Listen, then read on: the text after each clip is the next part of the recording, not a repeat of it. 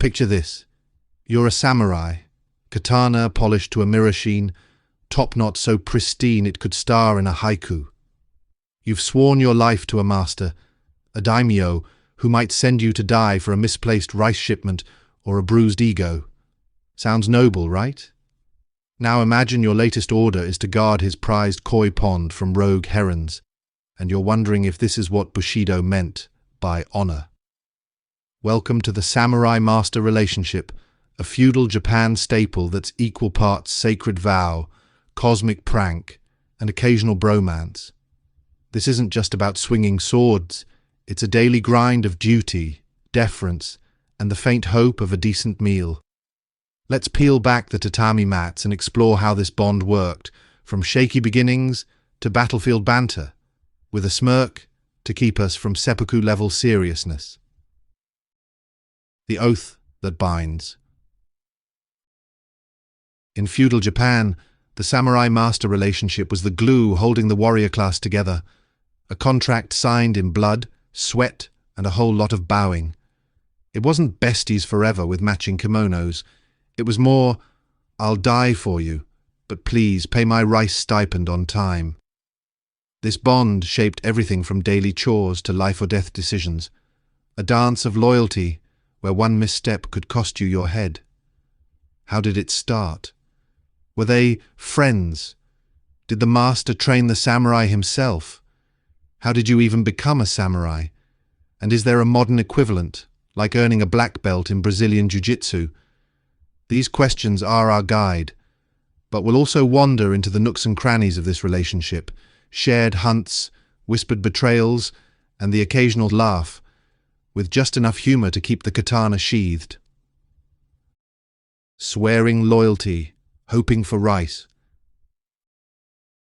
The samurai-master relationship kicked off with a moment straight out of a Kurosawa film.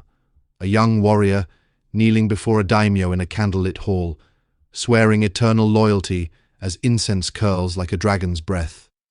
It was like signing a contract with no exit clause, except the fine print read, "May die for Lord's honor, no refunds on rice." Most samurai entered service through family ties.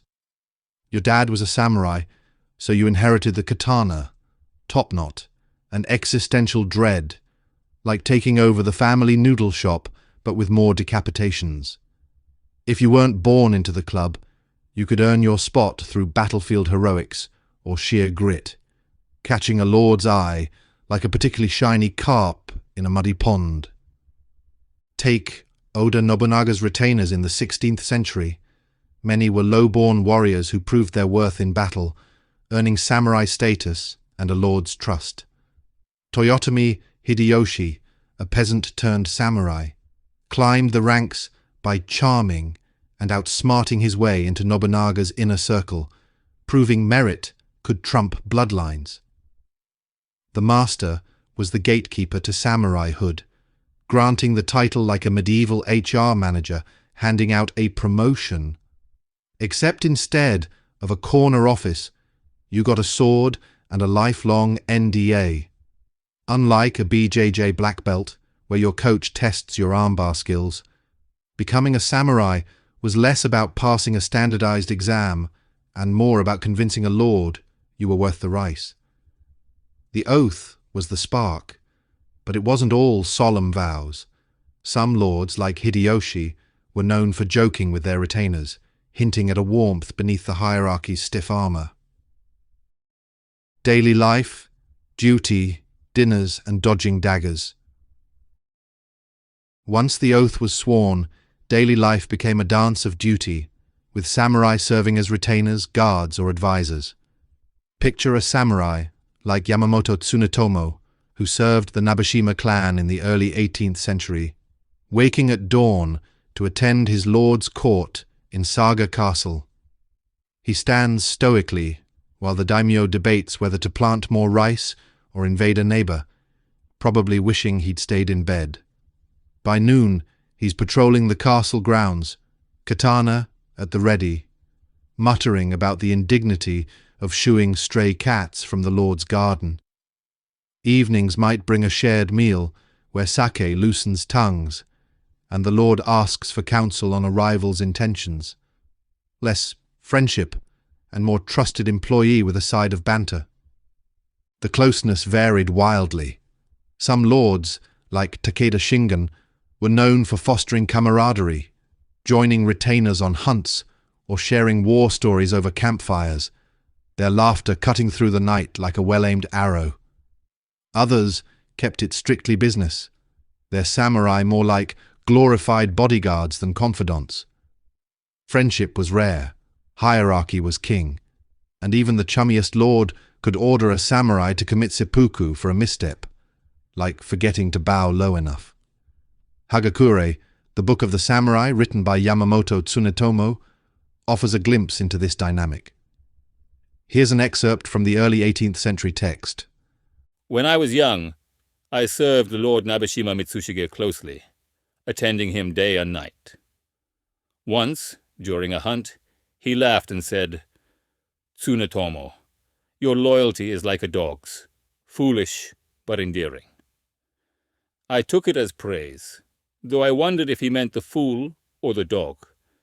To serve is to live in the shadow of another's will, yet I found purpose in it. Hagakure, the Book of the Samurai, translated by William Scott Wilson. This passage captures the mix of duty and personal reflection, with Tsunetomo's dry humor shining through. Daily life wasn't all high drama. Samurai often handled mundane tasks, like overseeing tax collection, or settling village disputes which could feel like herding cats with a katana. The master provided a stipend, usually rice, measured in koku, about 180 liters to feed one person for a year, housing and protection, while the samurai offered unwavering service, sometimes at the cost of their life.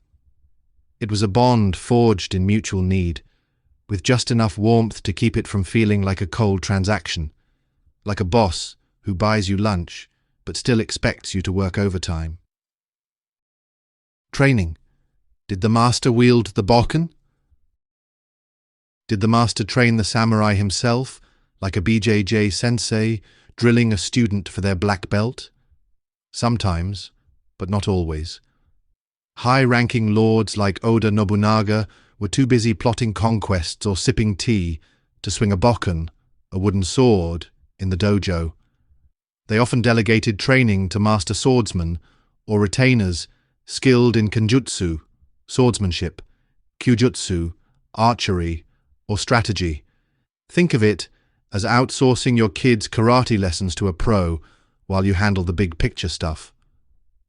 Lords like Takeda Shingen, though, were known to spar with their men, using training as a bonding ritual, like a CEO joining the company softball game to boost morale.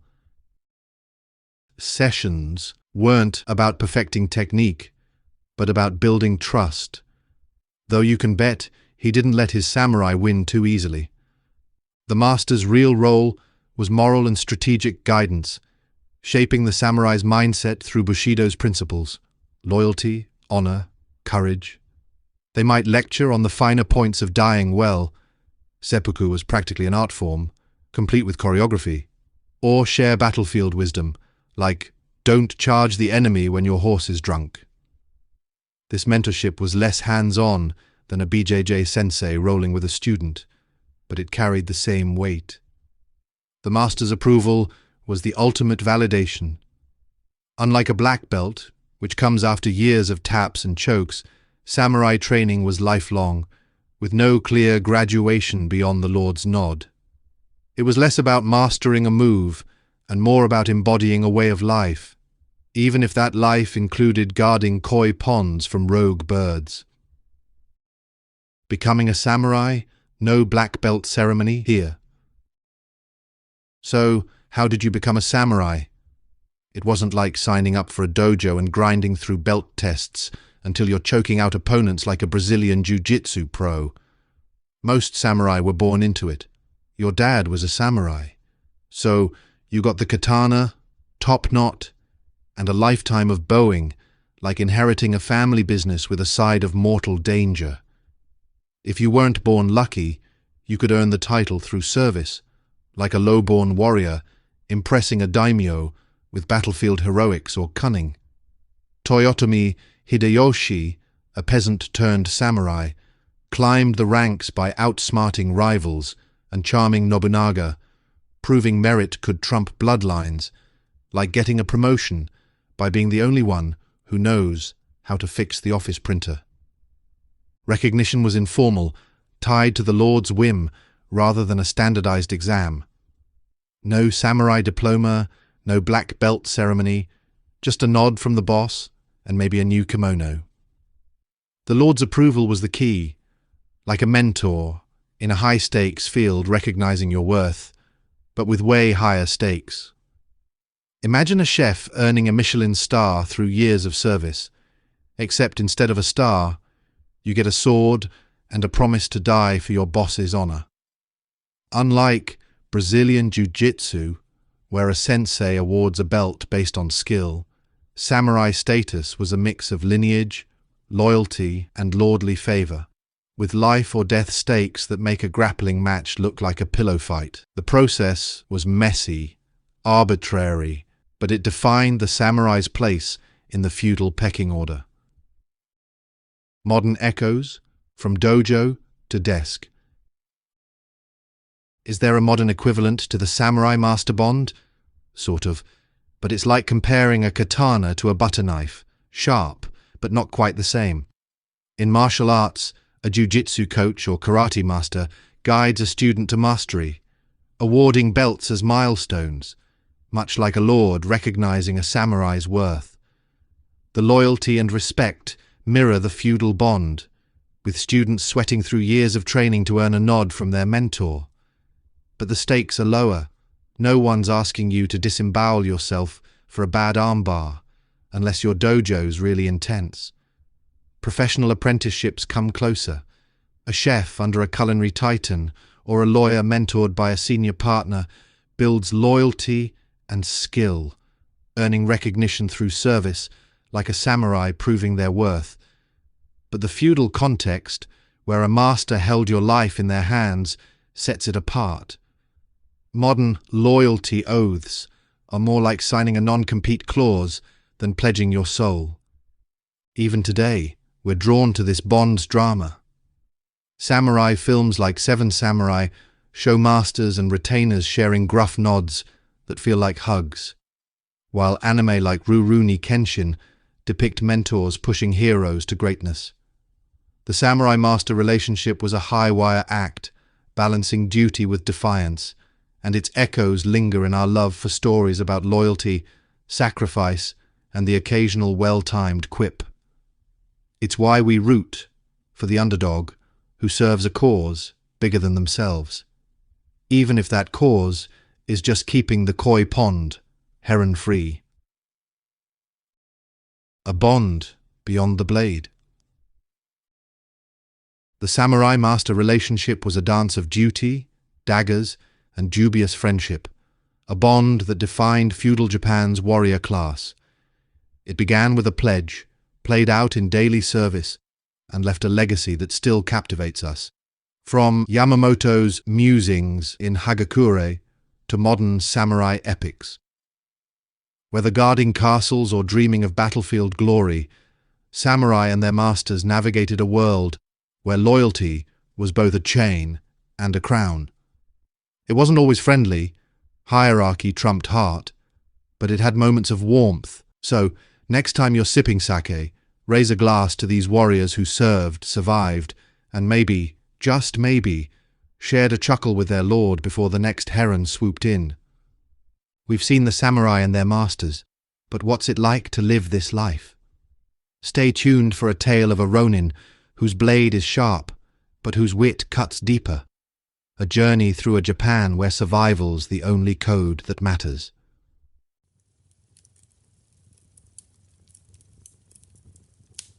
Picture feudal Japan, a land of cherry blossoms, samurai, and rigid honor codes, where the sword was mightier than the pen, unless you were signing your own death warrant.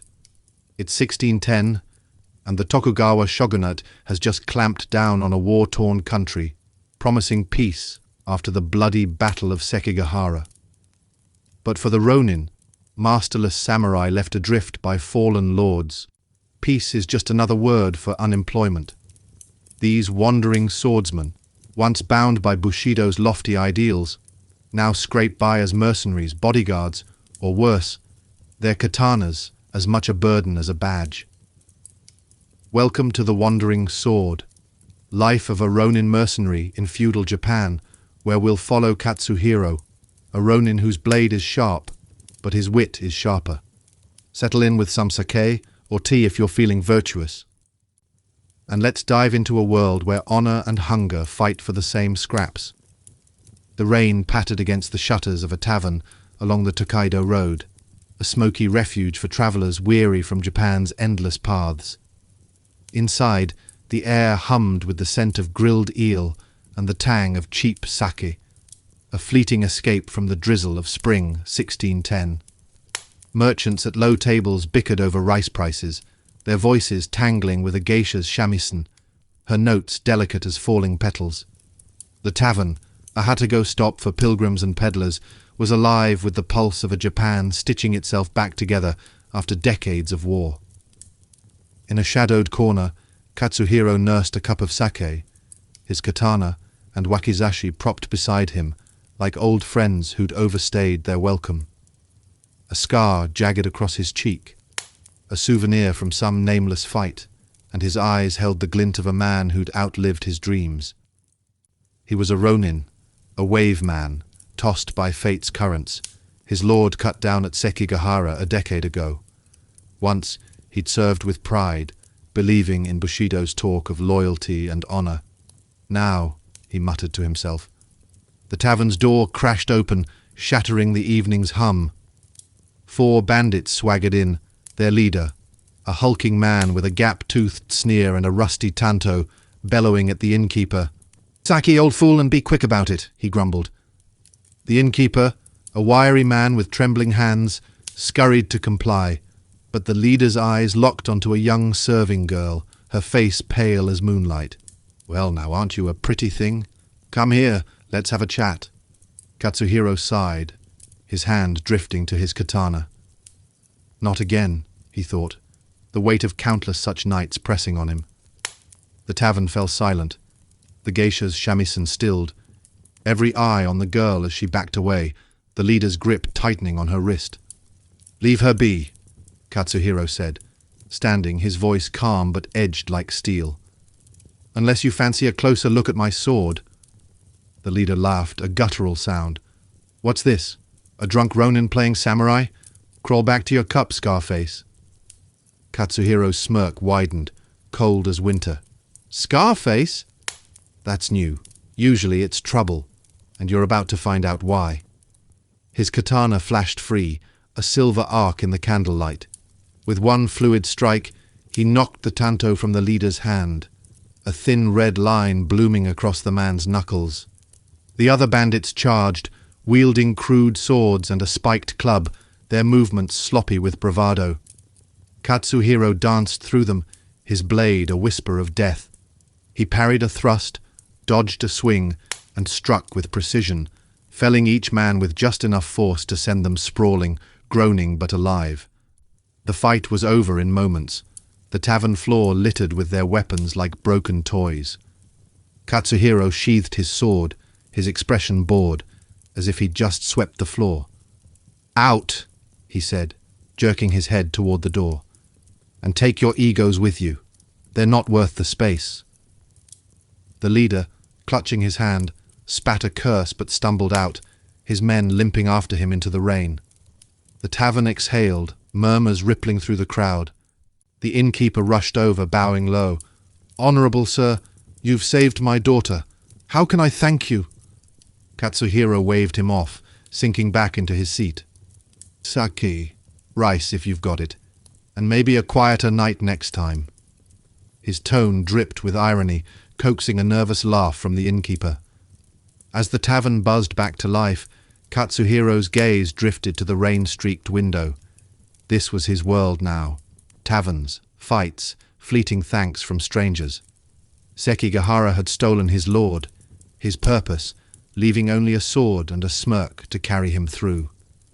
He was a Ronin, a wandering blade in a Japan that preached peace but thrived on trouble.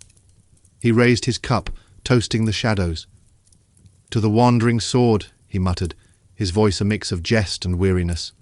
"May it carve a path, or at least a decent meal." Katsuhiro trudged along the Tokaido road, his straw sandals kicking up dust that clung to his worn kimono like a second skin. The sun hung low, painting the rice fields gold, while distant mountains loomed like silent sentinels of a Japan that had seen too much blood. It was 1610, and the Tokugawa shogunate had clamped a fragile peace over a land scarred by centuries of war. For Katsuhiro, a Ronin, a masterless samurai, this peace was less a blessing than a curse, a world where his sword was both his livelihood and his burden. He paused by a roadside shrine, its weathered torii gate leaning like a drunkard. Offering a half-hearted bow, he muttered, "To peace, that great thief of purpose." His smirk was sharp, a defense against the memories that clung to him like the dust on his robes. Japan hadn't always been this quiet. The Sengoku period, that endless storm of civil wars from the mid-15th to late 16th centuries, had been a samurai's playground. Back then, daimyo, feudal lords, fought like starving dogs over scraps of land, their castles rising and falling with the seasons. The Ashikaga shogunate, meant to hold the country together, had crumbled under its own weight, leaving Japan a patchwork of warring states. Katsuhiro's father had filled his childhood with tales of that chaotic era when loyalty was a coin spent freely and samurai like him served lords who promised glory or death, often both. The Ronin War of 1467 had set the stage, turning Kyoto into a smouldering ruin as rival factions brawled for power. For over a century, daimyo carved out their domains, their armies clashing in rice fields and mountain passes. It was a time when a samurai's blade was his life, and Katsuhiro had trained for that world, learning to wield his katana with the precision of a poet's brush. But the Sengoku period's chaos gave way to order, thanks to three men who reshaped Japan. Oda Nobunaga, the ruthless visionary, had burned his way through rival clans, his muskets, a gift from Portuguese traders, changing warfare forever. Toyotomi Hideyoshi, a peasant-turned-warlord, had unified much of the country, his ambition stretching even to Korea. And then came Tokugawa Ieyasu, the patient fox who outlasted them all. Katsuhiro's thoughts darkened as he recalled the Battle of Sekigahara in 1600, where Ieyasu's forces crushed their rivals in a single bloody day. That battle had ended the Sengoku period, birthing the Tokugawa shogunate and a Japan where samurai were expected to trade their swords for scrolls. Sekigahara was personal for Katsuhiro. His lord, a minor daimyo loyal to the losing side, had fallen in the mud, his banner trampled, his retainers scattered. Katsuhiro, barely 20, had fought until his arms ached, believing in the bushido code that promised honor through loyalty. But when the dust settled, he was left with nothing. No lord, no home, only a katana and a new name. Ronin, a wave man adrift in a sea of peace. Thousands like him roamed Japan, their skills prized but their status scorned. To villagers, they were both saviors and threats, men who could fend off bandits or become them. He kicked a stone, watching it skitter into the grass. Bushido, he scoffed, the word bitter on his tongue. Honor's a fine tale until you're starving. The code of the samurai, loyalty, courage, duty, had been his guiding star, but what use was it without a master? In the Sengoku days, a samurai's life was clear: serve, fight, die. Now, under the Tokugawa's iron rule, samurai were bureaucrats or relics, their blades gathering dust in a world of laws and ledgers. Katsuhiro had chosen to wander, taking jobs as a mercenary or guard, his sword earning him rice when honor couldn't. As he passed the ruins of a castle, its stone walls cracked and overgrown with vines, he felt a pang of recognition. Once a daimyo's stronghold, it now stood as a monument to the Sengoku's end. Katsuhiro had heard stories of its last lord, betrayed by allies, his fortress burned in a siege. Was that lord's loyalty any different from his own? The thought lingered as he walked, the road stretching toward a village where smoke curled from chimneys, promising warmth and perhaps a meal. Villagers would eye him warily, he knew, their whispers trailing him like shadows. Ronin were a paradox, feared for their blades, pitied for their fall. Some towns welcomed them, eager for protection from bandits. Others shunned them, fearing trouble. Katsuhiro had faced both, grateful bows and slammed doors. It was a life on the edge, never quite belonging, but it was the only life he had. As the sun dipped below the horizon, casting the Tokaido in twilight, he adjusted his katana and pressed on, a wandering sword in a land that had forgotten how to fight. Katsuhiro stepped from the tavern's smoky warmth into the cool night, the Tokaido road stretching before him like a promise he didn't trust. The rain had faded to a drizzle, leaving the gravel path slick under his straw sandals, each step a soft crunch in the quiet. Moonlight bathed the rice fields in silver, their edges blurring into distant hills, while the air carried the scent of wet earth and pine.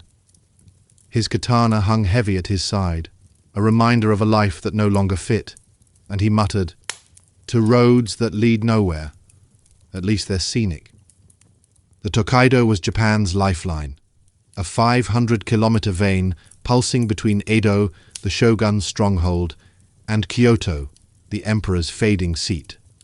Merchants with creaking carts, pilgrims clutching staffs, and samurai in crisp kimonos crowded its length, their lives tethered to purpose. Katsuhiro, a masterless samurai, was a shadow among them, his worn kimono and untamed hair marking him as a Ronin, a wave man adrift in a sea of order. He kept his head low, avoiding the curious glances of passers-by. To them, he was a paradox, a warrior with no lord, a blade with no sheath, as likely to save a village as to rob it. By dawn, the road stirred with life. A merchant's cart rumbled past, its driver eyeing Katsuhiro's swords warily.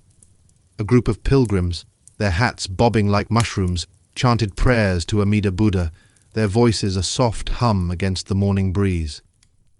Katsuhiro nodded curtly, his scar catching the light. He'd learned to keep conversations short. Ronin were as welcome as a stray dog in most towns, their skills prized but their presence unsettling. Honor doesn't buy rice, he thought, his smirk bitter. Mid-morning brought him to a post station, one of the 53 hatago dotting the Tokaido, each a haven of food, lodging and gossip. The station's wooden walls, weathered by years of travellers, stood under a thatched roof, smoke curling from a chimney.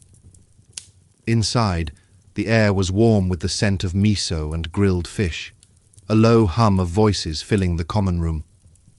Katsuhiro approached the innkeeper, a stout man with a practiced smile, and secured a room for 100 mon, coins earned from a recent job guarding a silk trader. The room was sparse, a futon on a tatami mat, but it was shelter, a rare luxury for a man whose bed was often the ground. As he sipped tea in the common room, Katsuhiro overheard a heated exchange. Villagers huddled at a table, their faces creased with worry. "Bandits hit Tanaka's farm again," one said, voice low. "Took his rice, his tools, everything." Another shook his head. "The magistrate does nothing. We're defenseless." Katsuhiro's ears pricked. Bandits were the Tokaido's plague, often Ronin themselves, driven to crime by hunger or desperation. He'd faced their kind before, men who'd traded bushido for banditry, their swords as sharp as his own. He approached, his shadow falling over the table.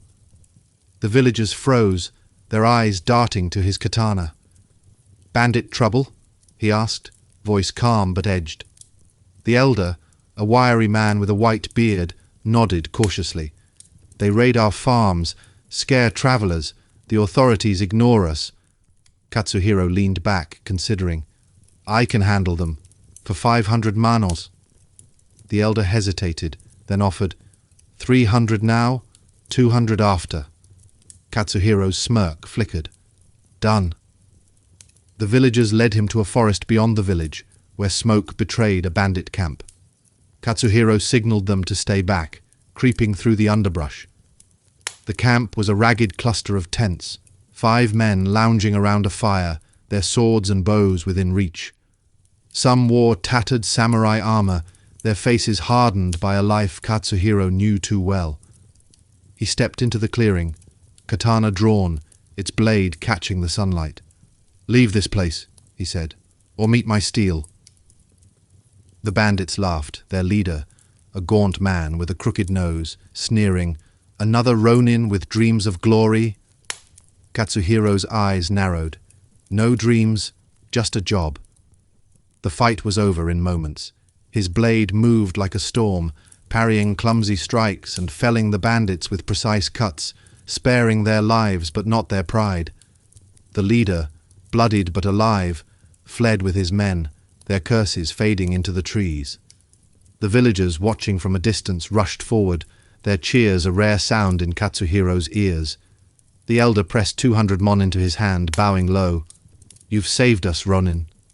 Katsuhiro pocketed the coins, his expression unchanged. Keep your fields safe. I won't be back. As he returned to the post station, the weight of the coins felt hollow. This was his life, selling his sword for scraps, a far cry from the samurai he'd trained to be. That night, on his futon, Katsuhiro stared at the ceiling, the Tokaido's hum a distant echo. He thought of the 47 Ronin, whose tale of vengeance was whispered in every tavern. They'd chosen honor over survival, avenging their lord at the cost of their lives. Katsuhiro had chosen differently, refusing seppuku after Sekigahara, trading duty for freedom. Freedom, he scoffed, the word as empty as his purse. Yet, as the stars gleamed through the window, he felt a flicker of resolve. The road was his home now, each step a defiance of a world that had no place for him. The Tokaido road wound through a valley, its gravel path flanked by cedar trees that stood like silent judges over Katsuhiro's latest venture. Japan's newfound peace under the Tokugawa shogunate had turned warriors like him into relics, their swords more likely to guard a merchant's silk than a daimyo's honor. Katsuhiro trudged beside a creaking caravan, its ox-drawn carts laden with bolts of cloth and barrels of sake, the air thick with dust and the tang of sweat. His katana rested at his hip, a familiar weight, but his thoughts were heavier. Protecting a merchant's profits, he mused, his smirk as sharp as his blade. Bushido must be proud. The merchant, a plump man named Hideo, with a moustache that twitched like a nervous cat, had hired Katsuhiro for 1,000 mon, a small fortune for a Ronin whose last meal was a stolen rice ball. Hideo's caravan was bound for Edo, carrying goods to feed the shogun's growing capital. In the Sengoku days, Katsuhiro's blade would have served a lord's ambition. Now, it shielded a trader's greed. The irony wasn't lost on him. The Tokugawa's peace had brought prosperity. Trade routes buzzed, markets thrived. But for Ronin, it meant scraping by on jobs like this, guarding men who saw them as little more than hired muscle. The caravan moved slowly, its wheels groaning under the weight of wealth. Katsuhiro scanned the horizon, his scar itching under the midday sun. Bandits were a constant threat on the Tokaido, especially in these remote stretches where rice fields gave way to dense forests. Ronin like him were prized for such work. Yojimbo, bodyguards whose swords could turn a raid into a rout. But the job came with strings. Hideo's eyes gleamed with avarice, his talk of fair trade masking a reputation for short-changing farmers. Katsuhiro wondered if he was protecting goods or enabling exploitation. A samurai serves, he thought, but a Ronin just survives. As dusk painted the sky in hues of amber, the caravan reached a narrow pass, the cedars closing in like a trap. Katsuhiro's senses sharpened, a rustle in the underbrush, a shadow flitting between trees. He signaled the drivers to halt, his hand on his katana. Moments later, a band of 6 bandits emerged, their faces masked with cloth, their weapons a mix of spears and stolen samurai blades. Their leader, a wiry man with a cruel grin, stepped forward. "Hand over the cargo, and you might walk away." Katsuhiro's smirk returned, cold as winter. "Walk away? I'd rather cut my way out." His blade flashed free, the steel catching the fading light. The bandits charged, their movements sloppy but dangerous. Katsuhiro moved like a storm, his katana slicing through the air with lethal precision. He parried a spear thrust, disarmed one man with a flick of his wrist, and sent another sprawling with a well-placed kick. The fight was over in moments, the bandits fleeing into the forest, leaving their wounded leader behind.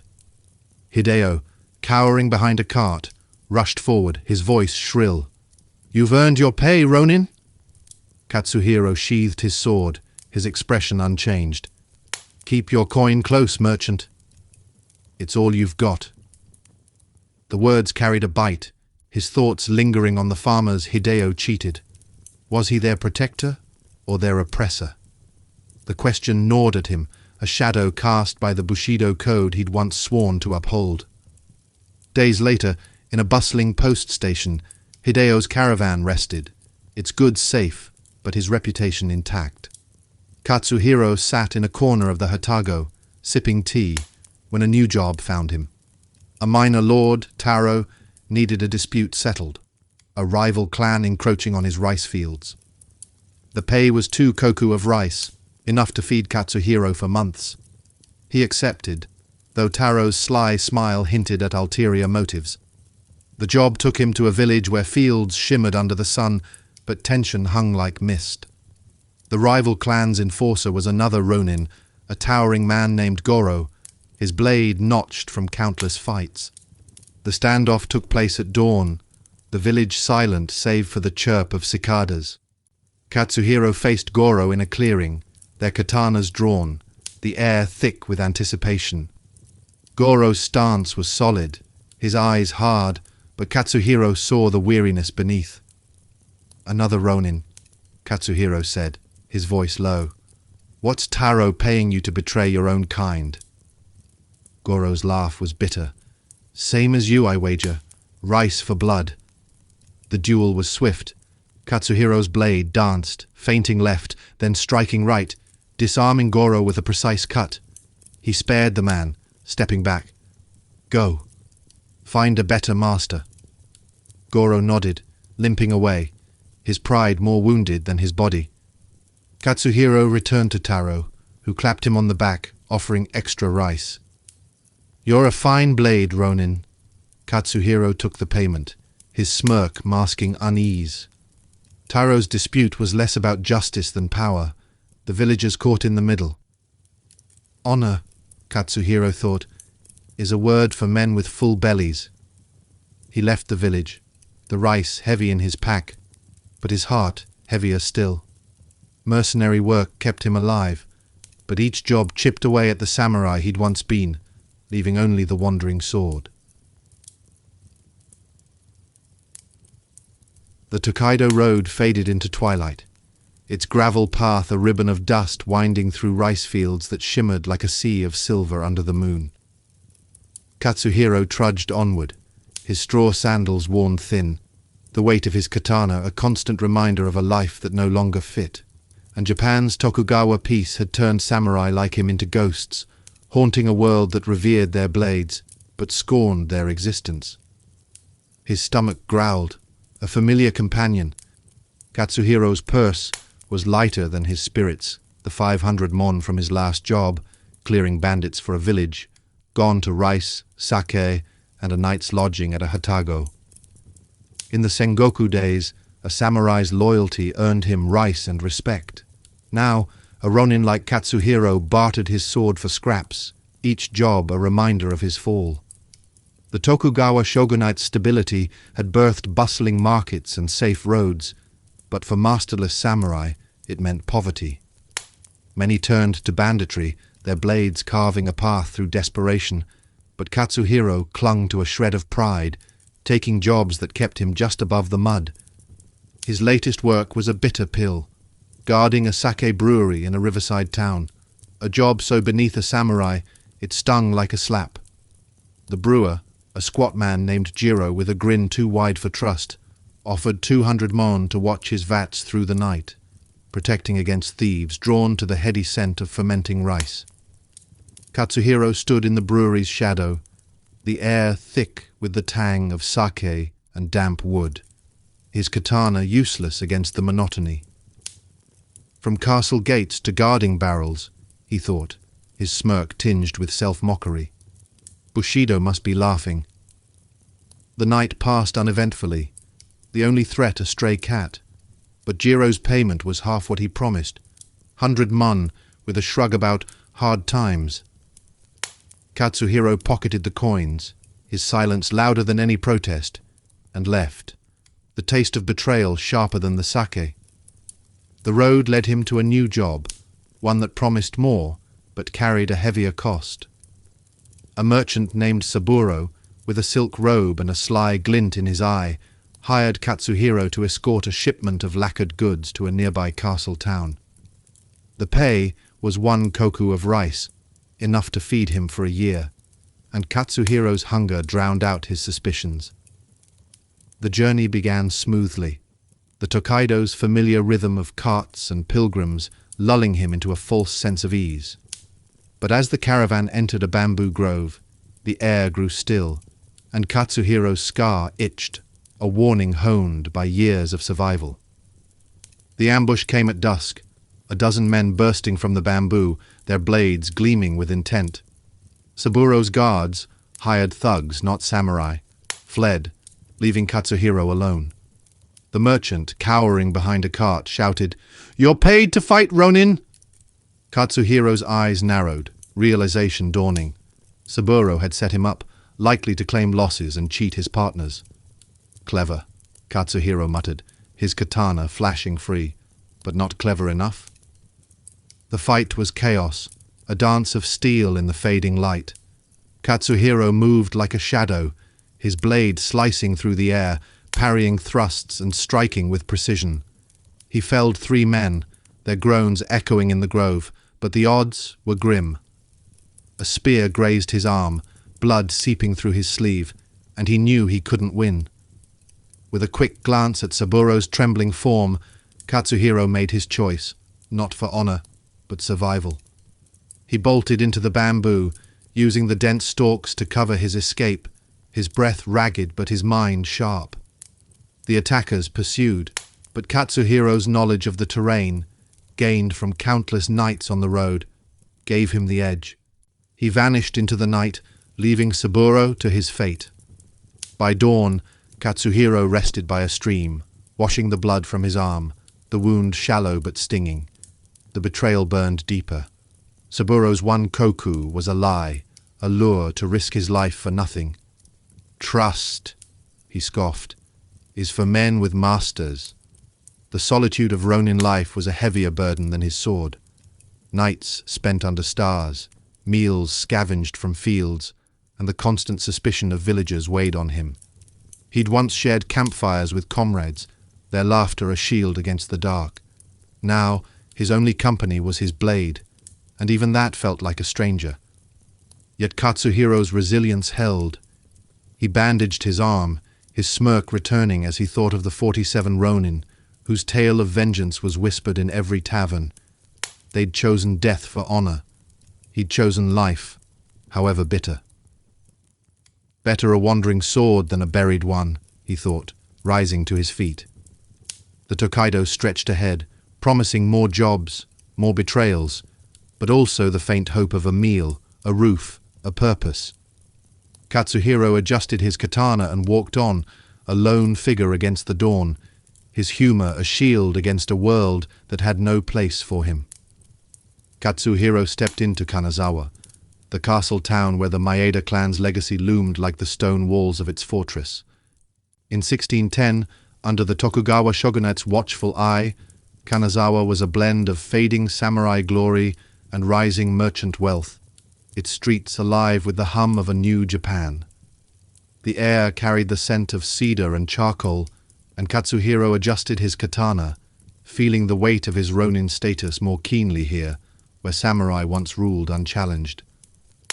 "A city of ghosts," he muttered, his smirk sharp, dressed in silk and armor, pretending the past still matters. As he wandered, colorful banners caught his eye, announcing the Kanazawa Hyakumangoku Festival, a grand celebration of the city's feudal past, with parades and performances reenacting the days of daimyo splendor. A traveler at a roadside stall had described it as a spectacle of samurai strutting like peacocks, and Katsuhiro, ever drawn to irony, decided to see it for himself. The festival was in full swing by midday, the main street a river of sound and color. Taiko drums thundered, their rhythm shaking the ground, while flutes wove melodies that danced on the breeze. The scent of grilled octopus and sweet dango wafted through the air, mingling with the chatter of crowds packed shoulder to shoulder. The parade was the heart of the festival, a procession that brought Edo period Japan to life. Samurai marched first, their lacquered armor gleaming, their faces stern beneath helmets adorned with crests. They carried katanas, more ceremonial than practical, their steps measured to the beat of the drums. Behind them, princesses in flowing kimonos rode palanquins, their hair glittering with jeweled pins, a vision of elegance untouched by the dust of the road.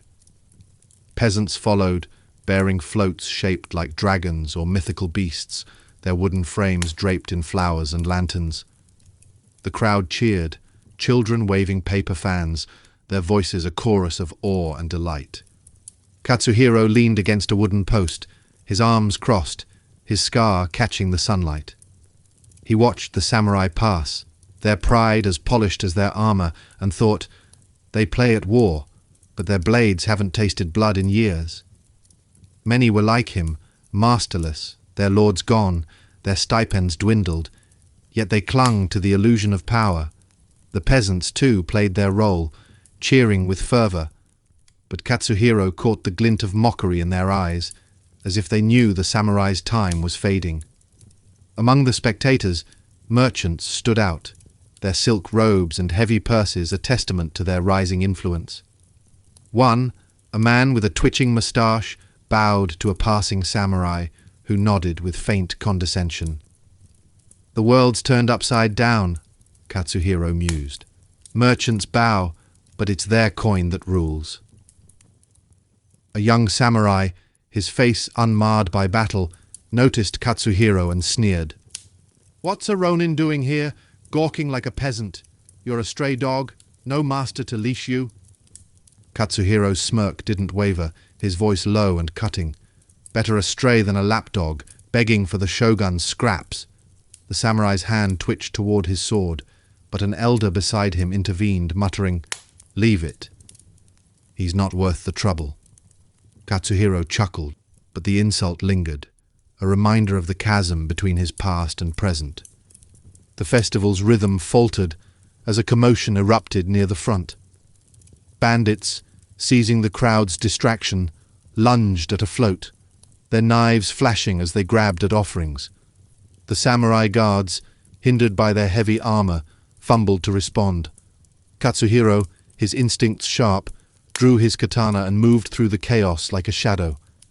His blade sang, disarming the bandits with precise strikes, sending them scattering into the alleys. A peasant woman, clutching her child near the float, trembled as a bandit advanced. Katsuhiro felled the man with a swift cut, then helped her stand. "Thank you, honorable samurai," she whispered, bowing low. Katsuhiro winced at the title, but nodded.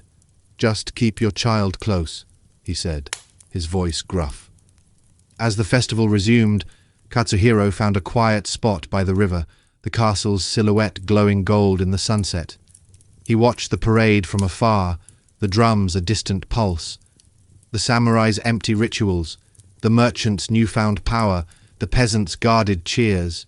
It was a world where bushido felt like a relic, a code for warriors in a land without wars. Honor's a fine word, he thought, but it's just a costume here, worn for show. His katana, still warm from the fight, was his only truth, a tool of survival in a society that had no place for him.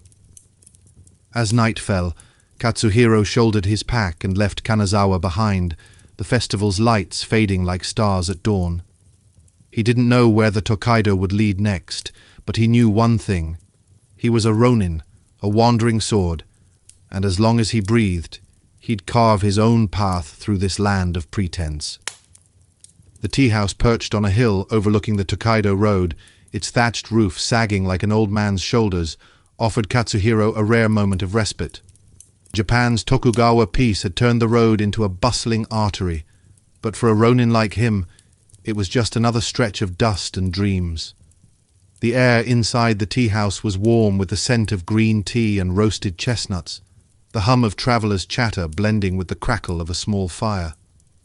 Katsuhiro sat on a worn tatami mat, his katana propped against his knee, his scar softened by the firelight. "Legends," he muttered, sipping tea that tasted more of leaves than luxury, "are for men who don't have to pay for their tea." A storyteller, an old man with a voice like gravel and eyes bright with tales, held court in the center of the room. His fan snapped open, punctuating his words as he spun stories of Ronin, whose names echoed through Japan's history. Katsuhiro leaned forward, drawn despite himself, as the man spoke of Miyamoto Musashi, the sword saint whose blade carved a legend across the land. Musashi, a Ronin like Katsuhiro, had wandered in the wake of Sekigahara, his duels, over 60 by some counts, making him a myth. At Kojiro's defeat on Ganryu Island in 1612, Musashi had used a wooden oar, a final jab at his rival's pride. 60 duels, Katsuhiro thought, his smirk sharp, and I'm lucky to survive a tavern brawl. The storyteller's voice dipped, weaving the tale of the 47 Ronin, a story still fresh in 1610, though it would grow into legend by 1703. Their lord, Asano Naganori, had been forced to commit seppuku after a courtly insult, leaving his samurai masterless. They bided their time, plotting vengeance against Kira Yoshinaka, the man responsible, and struck in a snowy Edo night, their loyalty a beacon in a world that scorned Ronin. Katsuhiro's fingers tightened on his cup. Loyalty, he mused, a fine way to die. I'd rather live and eat. The 47 Ronin's sacrifice was noble, but to him it was a reminder of the bushido code he'd abandoned after Sekigahara, choosing survival over a blade in his gut. The storyteller's tone turned eerie, his fan folding as he leaned forward, recounting a local legend, the ghost of Yariyama, a Ronin said to haunt a nearby forest. The tale spoke of a warrior betrayed by his lord, his spirit bound to a cursed sword, striking down travelers who strayed too close. The tea-house fell silent, travelers exchanging nervous glances. Katsuhiro's smirk widened. Ghosts, he thought, are just stories for those too scared to face the living. Yet the tale piqued his curiosity, and with his purse near empty, he saw a chance. Clear the forest of its ghost, earn a few coins from grateful locals. He set out at dusk, the forest a tangle of pine and shadow, the air heavy with moss and silence. His katana was drawn more for comfort than fear, as he followed a path littered with fallen needles. The locals' whispers of ghostly moans echoed in his mind, but Katsuhiro's senses were sharp, honed by years on the road. A rustle in the underbrush snapped him to attention, and he crouched, spotting flickering torchlight. No ghost, but bandits. 3 men, their faces masked, looting a merchant's abandoned cart. Figures, he muttered, stepping into the clearing. His blade flashed, catching the bandits off guard. The fight was swift, his katana slicing through their crude weapons, sending them fleeing into the dark. Katsuhiro inspected the cart, finding only broken pottery, worthless to him. Some ghost, he thought, his chuckle dry. The locals, alerted by the commotion, arrived with lanterns, their faces a mix of awe and relief. A village elder offered 300 mon, bowing low. "You've banished the spirit, Ronin." Katsuhiro pocketed the coins, his expression unchanged. "Tell your ghost to pay better next time." Back at the tea house, Katsuhiro sat alone, the storyteller's tales still ringing in his ears. Musashi's duels, the 47 Ronin's vengeance, the ghost of Yariyama. They were legends that cast long shadows, making his own life feel small. "My legend," he thought, "is surviving bad sake and worse employers." Yet, as the firelight danced, he felt a flicker of pride. He was no Musashi, no avenger, but he was still here, his sword sharp, his path his own. The Tokaido waited, and Katsuhiro would walk it, a wandering sword carving his own tale, one wry step at a time. The Tokaido road stretched like a weary promise under Katsuhiro's sandals, its gravel worn smooth by countless feet, chasing dreams or debts. But for Katsuhiro, it was just another stage for life's absurdities. The air was crisp, scented with pine and the faint tang of a distant village's cookfires, and his katana swayed at his hip, a partner in a dance he hadn't chosen.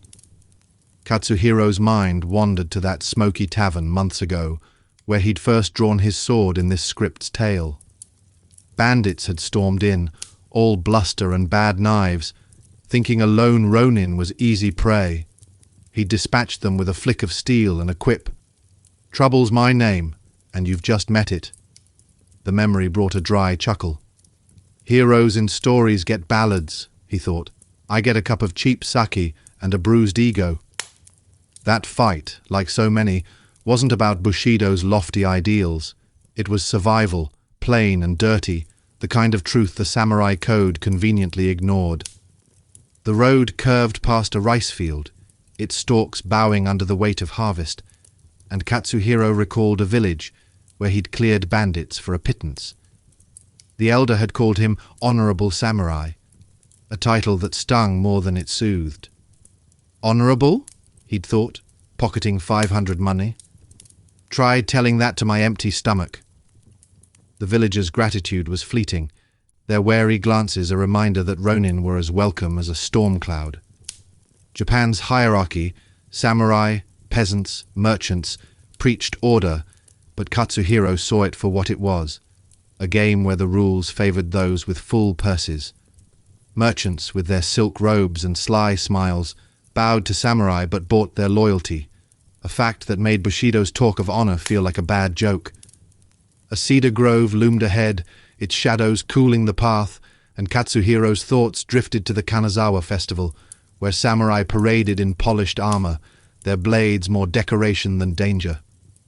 He'd watched, leaning against a post, as a young samurai sneered, "Stray dog." Katsuhiro's retort, "Better a stray than a lapdog," had silenced the boy, but the insult lingered. "They dress up in honor," he mused, "but it's just a costume, and I'm the fool who can't afford one." When bandits disrupted the festival, he'd stepped in, his katana cutting through chaos, earning a peasant's thanks, but no place among the samurai. A hero for a moment, he thought, then back to the road, where heroes don't eat. The tea house where he'd heard tales of Miyamoto Musashi and the 47 Ronin flickered in his memory, the storyteller's voice weaving myths that dwarfed his own life. Musashi's duels, the 47 Ronin's vengeance, they were legends that made Katsuhiro's tavern scraps and bandit chases feel petty. Yet the ghostly tale of Yariyama had led him to a forest, where bandits, not spirits, waited. He'd sent them running, earning 300 mon and a wry chuckle. Ghosts are kinder than men, he thought. At least they don't cheat you. As the sun dipped, painting the sky in hues of fire, Katsuhiro paused by a roadside shrine, its torii gate weathered but proud. He offered no prayer, only a nod, his smirk softening. Japan's culture, its festivals, its stories, its rigid codes, was a tapestry he could admire but never join. Bushido says die for honor, he thought, but I'd rather live for rice." The Tokaido stretched on, and Katsuhiro walked, his katana a silent companion. "To the wandering sword," he muttered, raising an imaginary cup to the stars. "May it cut through nonsense as well as it cuts through fools." As he walked, the weight of his journey settled upon him, a tapestry of struggles, wit, and defiance that defined his life as a wandering sword. Katsuhiro's tale began in a smoky tavern, where bandits learned the hard way that his blade was as quick as his tongue. That night, dispatching thugs with a quip, "Trouble's my name," set the tone for a life where survival trumped honor. Along the Tokaido, he took mercenary jobs, guarding caravans and settling disputes for merchants and minor lords. Each task, from fending off bandits to outwitting a rival Ronin, was a reminder of his fall from samurai grace. The coins, 500 mon here, a koku of rice there, kept hunger at bay, but never filled the void left by Sekigahara's aftermath, where his lord's defeat had cast him adrift. In Kanazawa, the Hayaku Mangoku festival unveiled Japan's shifting tides. Samurai paraded in polished armor, their pride a hollow echo of a warrior's past, while merchants, flush with coin, bowed but held the real power. Katsuhiro, an outsider, watched with a wry eye, his retort to a young samurai's insult. Better a stray than a lapdog, a small rebellion against a society that scorned him. When bandits disrupted the festival, his swift blade saved a peasant woman, earning fleeting gratitude but no place among the elite. "Honor's a costume," he thought, "and I'm no actor." At a tea-house, tales of Miyamoto Musashi's duels and the 47 Ronin's loyalty stirred both envy and amusement. Musashi's 60 victories and the 47's vengeance were legends that dwarfed Katsuhiro's tavern scraps and bandit chases. Yet, when he debunked the ghost of Yariyama, revealing bandits behind the myth, he proved his worth, earning 300 mon and a chuckle. "Ghosts don't cheat you," he mused. "Men do." Through it all, his sardonic humor was his shield, cutting through the pretensions of bushido and the rigid hierarchy that left Ronin on the fringes. The early Edo period was a crucible of change. The Tokugawa shogunate, born from the blood of Sekigahara in 1600, brought peace but reshaped Japan's soul. Samurai, once the backbone of feudal wars, were now bureaucrats or relics, their martial skills redundant in a land of laws and ledgers. The Sankin-Kotai system, forcing daimyo to split time between Edo and their domains, drained their coffers, leaving many samurai jobless and swelling the ranks of Ronin. Katsuhiro, like thousands, was a casualty of this shift, his training for battle useless in a world that prized stability over swords.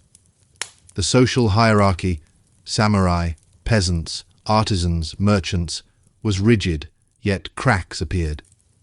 Merchants, lowest in rank, grew wealthy, their coin buying influence that samurai lacked. Katsuhiro saw this at Kanazawa, where a merchant's bow hid a smirk of power. Peasants, toiling in rice fields, fed the nation, but eyed samurai with a mix of awe and resentment. For Ronin, this meant a life of paradox, feared for their blades, pitied for their fall. Katsuhiro's encounters, grateful villagers, sneering samurai, cheating employers, reflected this tension. His humor, a way to navigate a world that both needed and rejected him. Culturally, the Edo period was a golden age. Festivals like Kanazawa's, with taiko drums and dragon floats, celebrated tradition while masking societal shifts. Storytelling, a vibrant art, kept legends alive, from Musashi's duels to ghostly tales like Yariyama's. Literacy flourished, with samurai and even peasants reading novels and guides, a sign of Japan's growing sophistication. Katsuhiro, though excluded from this cultural elite, found solace in these traditions, even as he mocked their pomp. The ghostly tale he debunked was a nod to Japan's love of the supernatural, a reminder that myths often hid human truths: greed, fear, survival. Katsuhiro's journey was more than a Ronin's tale, it was a mirror to the human spirit. In a Japan that had no place for warriors, he carved his own path, his wit as sharp as his blade. Bushido says die for honor, he thought, but I live for rice. His humor was defiance, his survival a quiet rebellion against a society that cast him out. The Tokaido stretched on, endless and unforgiving, but so did Katsuhiro. Each step was a testament to resilience, each quip a spark of life in a world that tried to dim it. As he walked into the twilight, a wandering sword under a starlit sky, he carried no legend but his own, unwritten, unbowed, and unmistakably his.